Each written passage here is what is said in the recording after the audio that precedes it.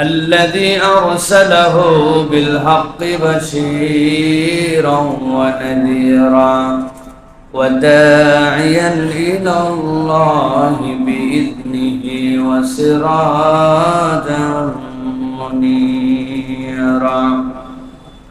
فقد قال الله سبحانه وتعالى في كلامه المجيد وفي فرقان الحميد أعوذ بالله من الشيطان الرجيم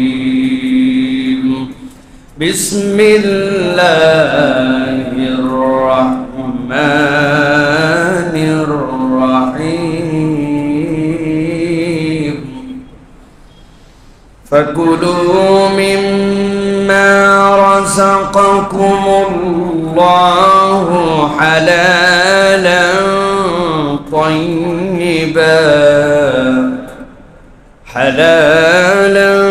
طيبا واشكروا نعمة الله إن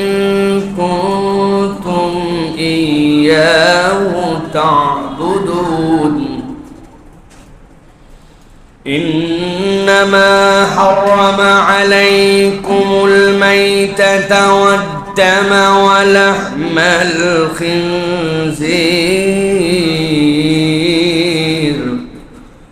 ولحم الخنزير وما أهل لغير الله به فمن اضطر غير باغ ولا عاد فإن الله غفور رحيم وقال الله سبحانه وتعالى آمرا ومخبرا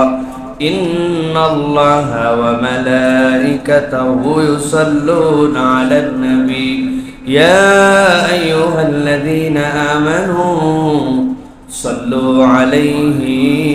وسلموا تسليما اللهم صل على محمد وعلى آل محمد كما صليت على إبراهيم وعلى آل إبراهيم إنك حميد مجيد اللهم بارك على محمد وعلى آل محمد كما باركت على إبراهيم وعلى آل إبراهيم إنك حميد مجيد الحمد لله আল্লাহ রাব্বুল আলামিনের কাছে কৃতজ্ঞতা আদায় করছি যে আল্লাহ রাব্বুল আলামিন আমাদেরকে লক্ষ কোটি মানুষের মাঝ থেকে ঈমানদার করে আল্লাহ রাব্বুল আলামিনের প্রিয়তম স্থান মসজিদে সাইয়্যিদুল আইয়াম জুমার দিনে সুস্থতার সাথে আল্লাহ রাব্বুল আলামিনের সবচেয়ে প্রিয় মাজালিস ও জিকিরে আমাদেরকে আগে ভাগে আসার বসার তৌফিক যোগ্যতা সুস্থতা মন মানসিকতা পরিবেশ পরিস্থিতি দান করলেন সেই রব্বুল আলামিনের কাছে সর্বাগ্রে কৃতজ্ঞ হচ্ছে আল্লাহ রাব্বুল আলামিনের শেখানো বাক্যে সকলে পড়ছি আলহামদুলিল্লাহ দরুদ এবং সালাম বর্ষিত হোক মানবতার মহান মুক্তির দূত আকায়ে নামদার তাজেদারে মদিনা আপনার আমার প্রিয় রাসূল জনাবে মুহাম্মদুর রাসূলুল্লাহ সাল্লাল্লাহু আলাইহি ওয়াসাল্লামের প্রতি সম্মানিত হাজিরিন বহুদিন পরে আজকে আলহামদুলিল্লাহ আমাদের প্রিয় মসজিদে আমরা আবার এসেছি হজের সফর এরপরে ইউএসএ সফর বিভিন্ন দিকের কারণে টাইম মিলে না এই জন্য এই মসজিদে অনেক দিন জুমা হয় না আজকে প্রায় 3 মাস পর রমাদানের পরে আজকে 3 মাস পরে আল্লাহ রাব্বুল আমিন আমাদেরকে আবার দেখা করার সুযোগ দান করলেন এজন্য আমরা আল্লাহর কৃতজ্ঞ হই সকলে পড়ি আলহামদুলিল্লাহ প্রিয় ভাইরা একই সাথে একটা ভিন্ন পরিবেশ পরিস্থিতিও আমরা এখন উপভোগ করছি আল্লাহ রাব্বুল আলামিন যেন আমাদের অনুকূলে আমাদের পরিবেশগুলোকে রাখার তৌফিক দান করেন এই মসজিদ সহ আমি যে মসজিদে জুমা পড়াই আমি সব জায়গাতে একটা জিনিস বলি যে আমাদের মসজিদের কতগুলি আদব, কতগুলি সৌন্দর্য আছে যেগুলি আমরা সব জায়গায় রক্ষা করার জন্য চেষ্টা করি।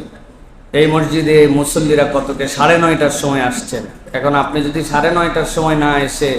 12:30টার সময় মানুষের ঘাড়ের উপর দিয়ে যান, হয়তো কেউ কিছু বলবে না আপনাকে, কিন্তু আপনি কতটুকু ভদ্র এটি আপনি বাড়িতে যে আরেকবার জিজ্ঞাসা করতে হবে আপনাকে। এই জন্য আমরা বলবো সুশৃঙ্খলতা, নিয়মানুবর্তিতা, ইসলামের সৌন্দর্য, এটা ফলো করলেই আমাদের জন্য সুন্দর হবে। আল্লাহ রাব্বুল আমিন আমাদেরকে বোঝার তৌফিক দান করেন।